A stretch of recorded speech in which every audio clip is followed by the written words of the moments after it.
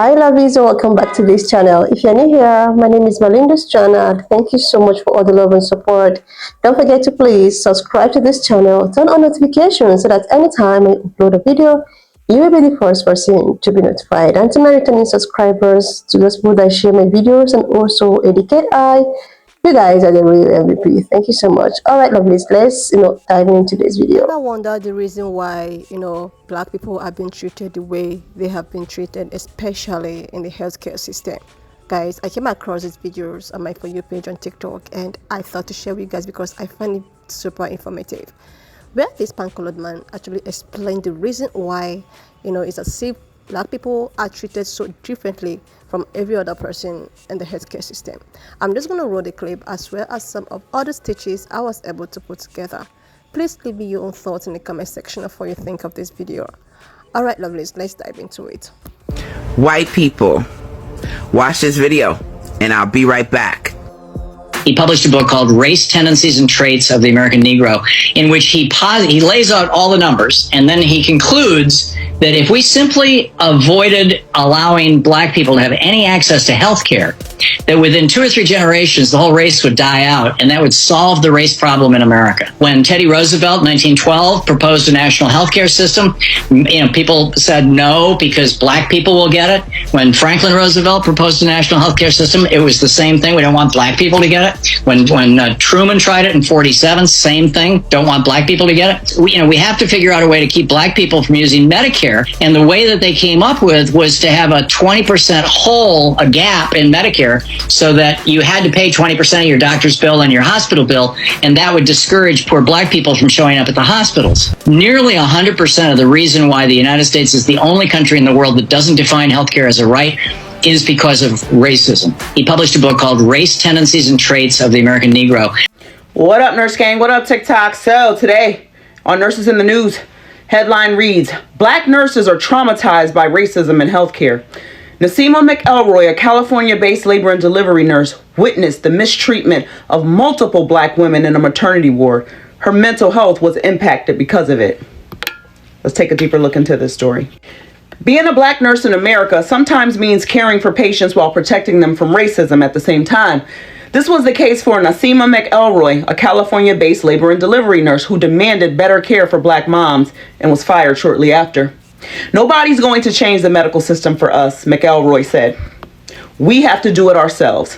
One day in March 2018, McElroy happened to be on the clock when her friend came in to give birth at the Oakland hospital where she worked. Had they missed one another, McElroy wouldn't have been able to save the mom from an unmedicated emergency C-section that could have been fatal. The mother intended to have a VBAC, but after being given an epidural during labor, a midwife called for an emergency C-section. At that point, things moved dangerously fast. McElroy watched her friend be dragged onto a gurney because her legs were numb from the pain medicine and then rolled into the operating room. The mom's catheter had slipped out in the process, stopping the flow of medication. McElroy said the rapid pace was due to change of shifts taking place. Some staff were clocking in while others were clocking out. The operating room was packed and communication from the team was poor. There wasn't any communication, she said. So that was a safety issue.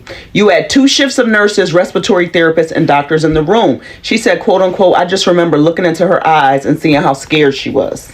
McElroy was the primary nurse and the team was supposed to keep her up to speed on what was happening and why, but they failed to do so. So she did what she felt was her only option to stop the surgery. She said, quote unquote, I literally had to roll my body across her to stop them from cutting her open unmedicated, she recalls. I had to literally yell and call a hard stop and was like, no, you are not about to cut her. Moments later, the attending doctor walked in and noted that the birth actually wasn't supposed to be an emergency C-section.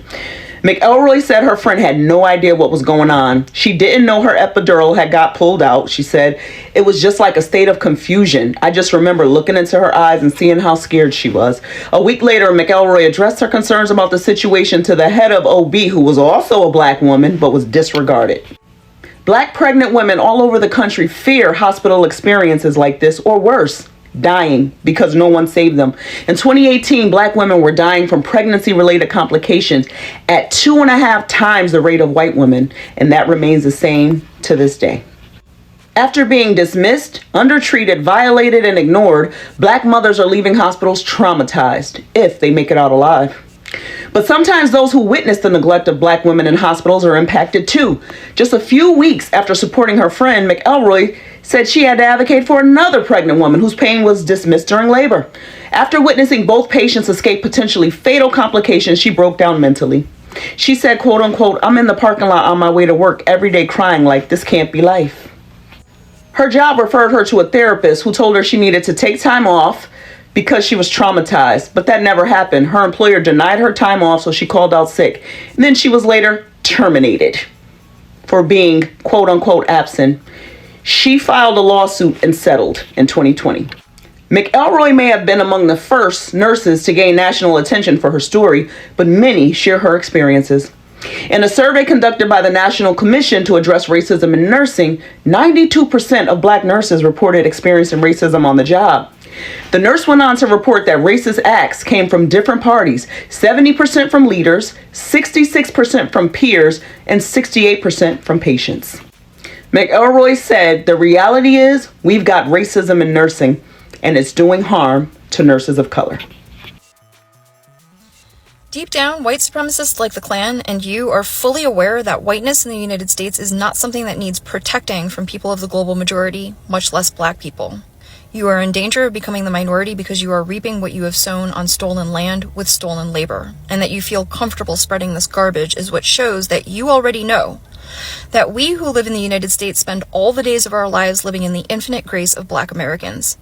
Because if black Americans possessed one fraction of the cold-bloodedness and the cruelty and the lack of empathy that would motivate them to commit one fraction of the atrocities that people like you have committed, then chattel slavery and Jim Crow could have never been maintained, because they would have shed as much blood to end it as people like you shed starting it. And the fact that didn't happen is not because they are weak. It is not because they are incapable. It is because they are strong and they repeatedly survive with their humanity and their morality intact, and knowing a depth that a person like you will never be able to conceive of. And you resent it, and that's what you are afraid of. So that's why you engage in race to innocence culture to paint yourself as pure and innocent and in need of protection. But we see through you, and we do not pity your victimhood and your fragility, nor do we fear the seething rage that you try to hide, always bubbling under the surface. We are just disgusted at your lack of ability to do anything other than project your own racism and lack of humanity. If the United States continued to harm Japan the way it continues to harm black Americans, believe me, you would hear ongoing complaint. And ironically, it was the United States' need to rehabilitate its reputation on the world stage for the atrocities it committed in Asia and against Asian Americans, like dropping the atomic bombs and putting Japanese Americans in internment camps, that motivated the creation of the model minority myth, which frames Asians and Asian Americans as the go-to model minority. It says that they've been through hardship, they've been unjustly mistreated, but they don't protest, they don't complain, they just stay quiet, they focus on working hard, and because of that, they're able to pull themselves up by their bootstraps, no matter the struggle, and be successful. And this harms black Americans by framing them as the problematic minority, by saying that they're loud, and they protest, and they complain, and if instead they just stayed quiet and focused on hard work, they could also be successful like Asians and Asian Americans. And a lot of my content is about why this is a ridiculous comparison. Without justifying the atomic bomb, the United States was retaliating for Pearl Harbor. Enslaved West Africans did not bother any of you. The transatlantic slave trade was implemented out of cruelty and greed. Either way, it is never a flex to brag about the atrocities that you've committed around the world and you have watched up to this extent. Thank you so much for all your love and support. Why not just leave me your own thoughts in the comment section? Like, seriously, this is not making a lot of sense. I've been posting videos like this about healthcare and how especially black women have been treated in healthcare system, and a lot of black women share their horrific experience. There is one particular experience that I can never take off my mind. This actually happened lately, 2023, that's about last year, November, December period. This woman practically went live. It was actually a Facebook live. She was in the healthcare, system or facility. She was actually, on her bed and she was like, okay, she's on pain, like she was supposed to be given some kind of medical or some kind of pain, really, pain medication like that. I think she has one or two illness, but I just stumbled across that live on Facebook, and I heard her begging. She had to like come down from her hospital bed to to the floor. She had to take herself to the reception, and she was calling out the doctors that she's in pain. Like, you can hear it from her voice. She was calling on these people to come administer pain relief for her, but they were talking about how she was, she wasn't in a certain pain that requires any kind of, pain medication. That she's probably under some kind of, drug or something, and they neglected her. On up to they now realized that she was actually on live on Facebook.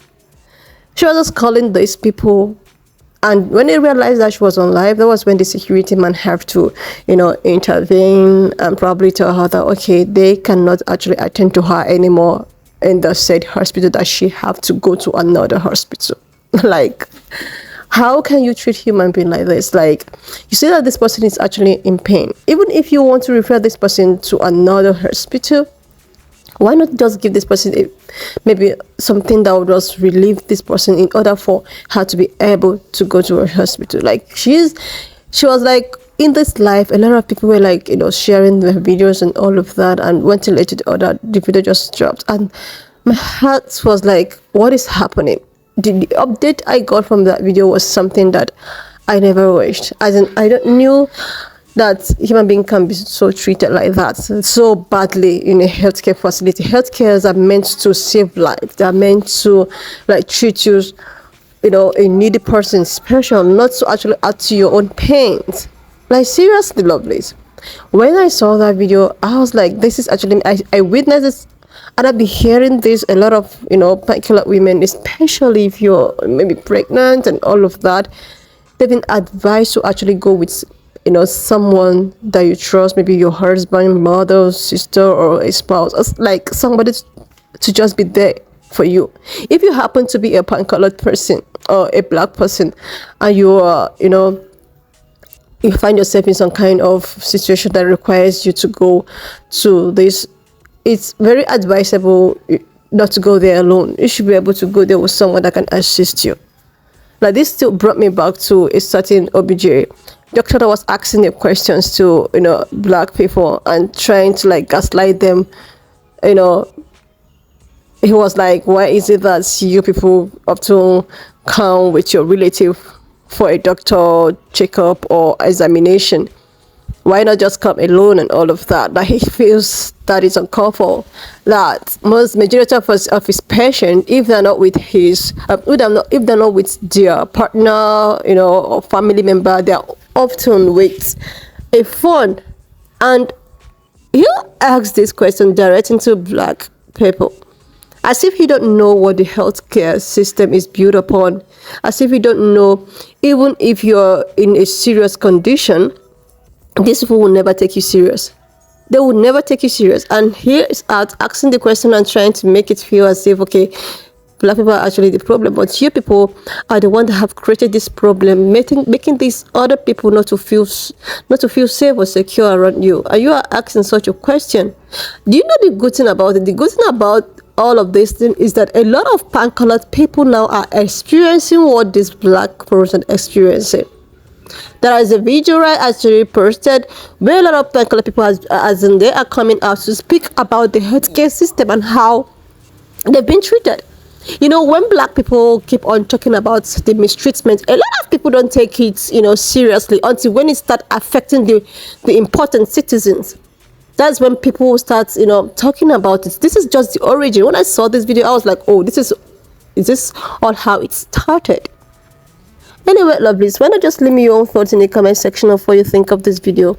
And do not forget that we do not support any form of bullying, harassment, or whatsoever. We're just here for educational and informative purposes. So please Subscribe, leave your thoughts in the comment section, and I will see you lovelies when I upload. And if you have next watched up one. to this extent, thank you so much for all the love and support. Why not just leave me your own thoughts in the comment section of what you think of this video. And do not forget that we do not support any form of bullying, harassment, or racism. We're just here for educational purposes. So please subscribe to this channel if you're yet to do that. Like, and I will see you lovelies when I upload the next one.